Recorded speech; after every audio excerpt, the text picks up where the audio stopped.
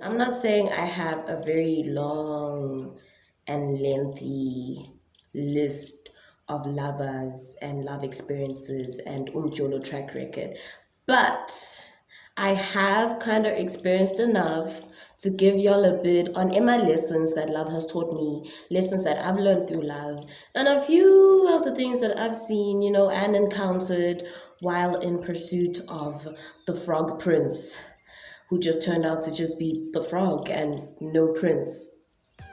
That sounds so good.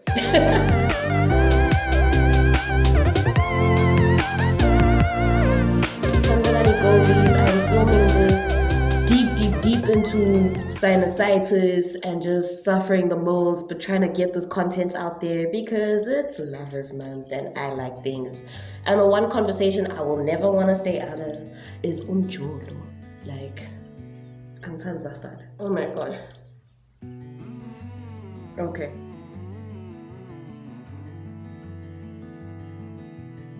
Don't rush it. I know there is so much pressure when you're checking the TL and everyone is just happily in love and just happily just within umjolo, within cuddles, within all these things that apparently we should be sub-welling. But it's honestly okay not to rush it. Even when you're getting to know someone, please take time to know the person before you fall for them. I've had one instance where I rushed into just, falling for the person, and I told myself, I'm done overthinking it. I'm done trying to question things. I'm done, trying to make everything align. So I'm just gonna go with the flow, which can be great, but at the same time that removes logic. So now you're going with the flow and you're seeing all these great things about the person, but you're seeing what they're trying to put across. Because let's be honest, guys, when we deep within umjolo, all we're doing is just marketing our best selves. But over time always reveals a person's true character. And you won't know the true person unless you give yourself time to. So I know the butterflies are nice. I know it feels cute. I know you want to get all, lovey-dovey and annoyance on the TL. But take time to get to know the person. And that stops you from finding yourself deep kulom jolo and feeling like Aukoni Puma because now you're so attached. And you're seeing all these red flags and now you don't know what to do about them.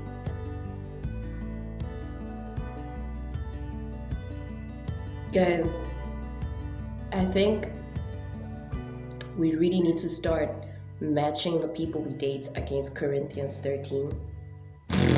I was given this advice by my aunt. And she said to me, I'm so sorry guys, like I'm deep within sinus and I really want y'all to hear this. She said to me, whenever someone is pursuing you or whenever you are, seeing someone, find a way to replace love in 1 Corinthians 13, that scripture about love is patient, love is whatnot. I'm so sorry. Find a way to replace love with the potential lover's name or whoever you're in relationship with. It could be a friend, it could be a lover, and you find a way to say Zbanbani is patient, Zbanbani is kind, Zbanban doesn't keep record of wrong, Zbanban doesn't bear grudges. And if you can fit that person's name and what the rest of the sentence says matches against their character, then you've got a winner.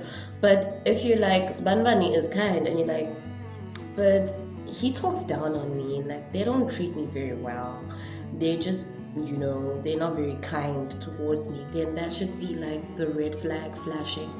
And I always say, the Bible is as practical as it can be. Most people think the Bible is like super spiritual and you need to be like, a devout Christian and 25 years into the whole Christianity and faith thing. But the Bible is just a manual on how to navigate life. If you take time to read it, there are some pearls of wisdom in there. There's some stuff that you can take for business, for relationships, for growth, and you can apply it in your life. So if you can find just time out of your day, if you're seeing someone or potentially seeing someone, or just find a way to match their name against that scripture, and if it works out, then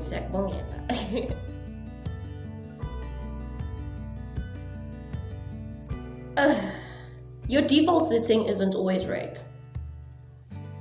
Let that sink in. Most of us want people to love us for who we are. I just want someone to love me for who I am, honey. Who you are is very toxic. Okay? Who you are is very bitter. I wish we could get out of this mentality of you just looking for someone who can love you for who you are. Sometimes your default setting has been programmed into you by stuff that happened in the past. That's why it's so important. I'm sorry, give me a second. My dogs are trying to chew somebody. Sometimes it default setting yako, ibangwang stuff that happened in your childhood, stuff you came across, relationships that didn't work out. So now you projecting all of this, and you've grown accustomed to this is who I am. I'm just very reserved. I'm just very closed off. I don't talk. I don't let people in. And I can talk about this because I've been that person, and I've seen how it hasn't really worked out for me. When I want someone to love me for who I am, when my default setting is just an error message. So maybe a lesson in love should be learning to heal from, stuff.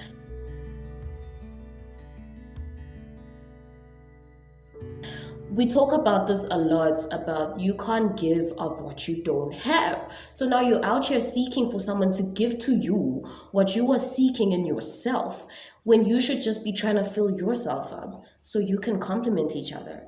Guys, this ideology of finding someone who can complete you is all wrong. You're supposed to find someone who can complement you. The only person who can complete you is God.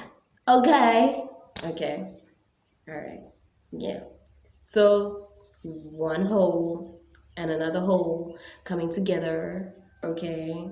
Not a half and a half, because you're gonna try and compensate and overcompensate and then feel guilty when the other person just can't meet the need or be what you need them to be. And now you're frustrated because it feels like they just don't understand you when you're supposed to be your own whole, okay?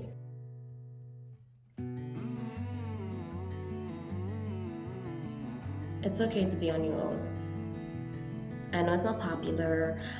I know there's not a lot of people endorsing the singles movement, but it's perfectly okay to sit out the umjolo thing. Jolani, guys, asnamona, like most people say. It's okay. Alright, I won't even elaborate on that. It's perfectly okay.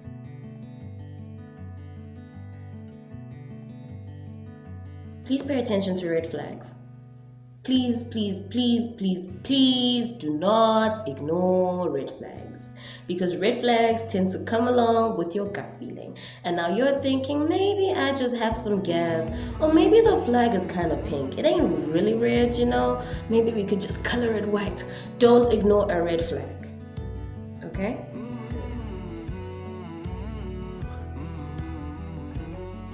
Justin Bieber wasn't lying when he sang Love Yourself and he said, my mama don't like you and she likes everyone, because that stuff is real. If your mama don't like somebody, check them. Really check them.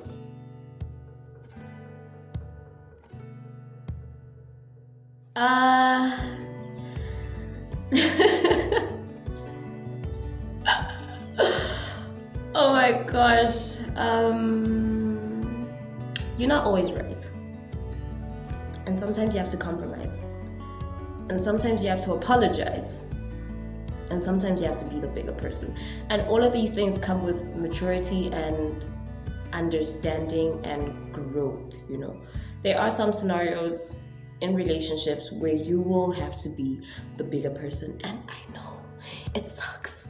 It absolutely sucks being the bigger person, but then you need to ask yourself what's more important here, my pride, my sense of being right, or the value of this relationship. And sometimes you have to just reach out and be like, look, I'm literally choking on my words right now, but I need this to be okay.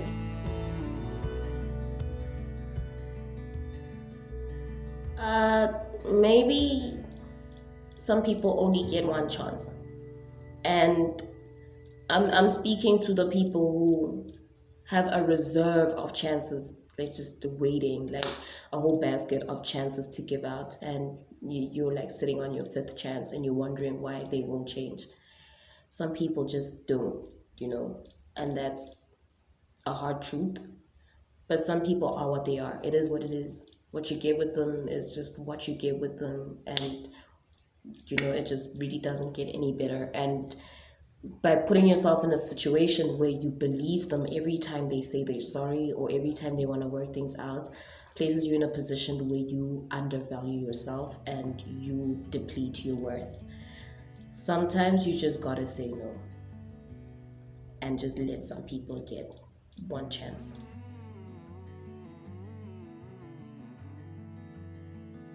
Forgiving someone doesn't mean I'll bring it up every 10 days. Yes, ladies. If you're gonna forgive, you're gonna have to have some Men in Black amnesia, okay? You're gonna have to find a way to just be like, this happened, I need to move on since I have chosen to stay. And if you cannot forgive and forget, maybe you should just forgive and walk away, all right?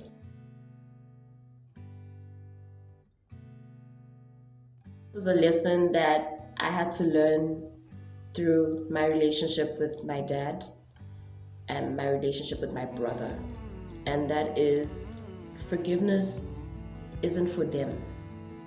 It's for you. When you forgive someone, you're doing it because you need to free yourself from this place that you've been stuck in. And when you don't forgive them, you are literally giving them power over your life. So forgiveness says, I'm ready to move on. It doesn't warrant what you did. It doesn't justify what you did. It doesn't make it okay. But I need to be okay.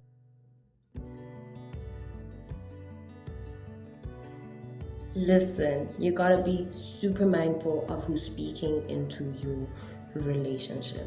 Okay? Stop taking advice from people who could really use some too. That sounds very harsh, but it's true.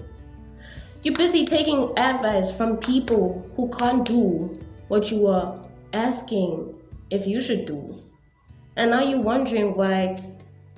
Never mind. Just stop taking advice from all the wrong people.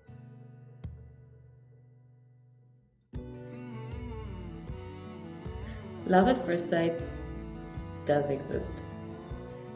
Okay, maybe it's not love at first sight, but it's like interest at first sight. Like, hi. Can I please have your number? Sure, I had already written it for you.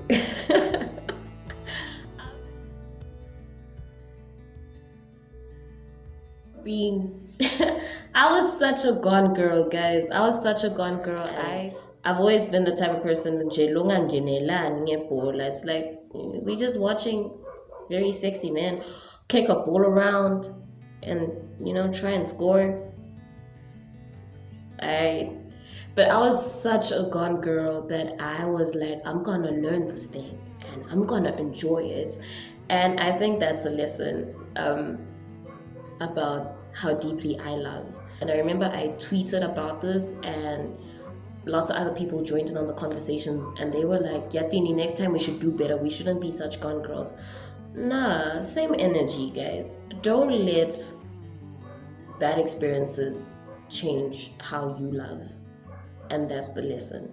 If you love deeply, I'm not saying be silly or naive or ignorant of some things, but if you're the type of person who, when you're in love, you invest yourself and then things go bad, don't stop investing yourself, because that's your superpower in every single relationship, your ability to just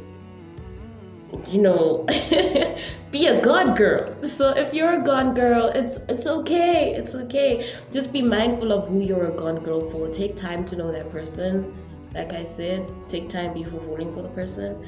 But don't let bad love rob you from loving Gahle, if I can put it like that. Yeah.